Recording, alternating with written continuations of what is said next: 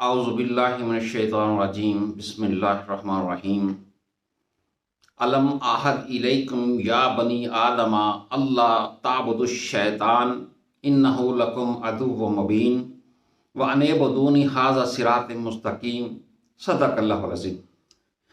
سامعین محترم، میں نے آپ کے سامنے سورہ یاسین کی آیات نمبر 60 اور 61 تلاوت کی ہیں۔ ترجمہ ان دونوں آیات کا یہ ہے کہ آدم کے بیٹو، کیا میں نے تمہیں ہدایت نہیں کی تھی کہ شیطان کی عبادت نہ کرو؟ وہ تمہارا کھلا دشمن ہے اور میری ہی عبادت کرو، یہ سیدھا راستہ ہے۔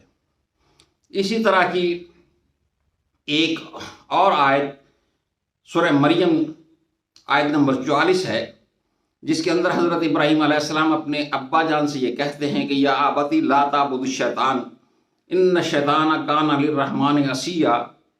ابا جان، آپ شیطان کی عبادت نہ کریں، شیطان تو رحمان کا نافرمان ہے۔ آج کا موضوع چونکہ عبادت کے متعلق ہے، عرض یہ ہے کہ قرآن مجید عبادت کے لفظ کو، عبادت کو، اس کو 3 مفہومات کے اندر ادا کرتا ہے۔ پہلا مفہوم ہے اطاعت، دوسرا مفہوم ہے بندگی غلامی، اور تیسرا مفہوم ہے پرستش۔ پہلے جو 2 مفہوم ہیں اطاعت اور بندگی، اس کے اللہ کے مقابلے میں ان دونوں مفہومات کے اندر جو معبود ٹھہرتا ہے، ان میں یا تو شیطان ہوتا ہے یا وہ باغی اور سرکش انسان ہوتے ہیں جو اللہ کے مقابلے کے اندر اپنا نظام نافذ کر دیتے ہیں۔ اللہ کے نظام کو ختم کر کے اللہ کے نظام، اپنا نظام اپنی طاقت کے بلبوتے کے اوپر نافذ کر دیتے ہیں، انہیں طاغوت کہتے ہیں۔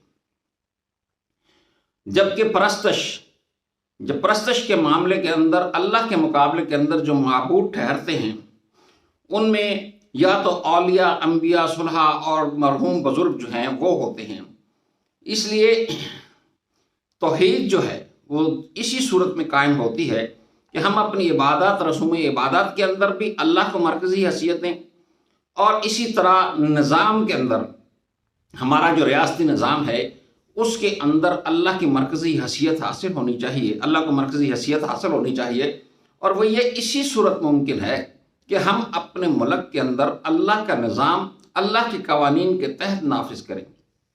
یہ دونوں چیزیں مل کر توحید کی ایک مکمل صورت بنتی ہے۔ اگر محض عبادات کے اندر، جسے ہم عبادت کہتے ہیں، اس کے اندر اللہ کے ساتھ مخلص ہو جائیں اور نظام ہم طاغوتی اس کے اندر ہم جیتے رہیں، تو پھر یہ توحید مکمل نہیں ہوتی۔ انبیاء کرام جتنے بھی تھے، جتنے بھی انبیاء کرام تشریف لائے، سب نے اللہ کے نظام کو نافذ کرنے کی کوشش کی، اور رسوم عبادات کے اندر بھی صرف اللہ کو مرکزی حیثیت کے طور کے اوپر پیش کیا۔ جنہوں نے قبول کیا وہ توحیدی کہلائے، جنہوں نے اس کی ٹکڑے ٹکڑے کر لیے، انہوں نے دین کے ٹکڑے کر دیے۔ اللہ تعالی ہمیں توحید کو مکمل مفہومات کے ساتھ اپنانے کی توفیق عطا فرمائے۔ وما علینا الا البلاغ۔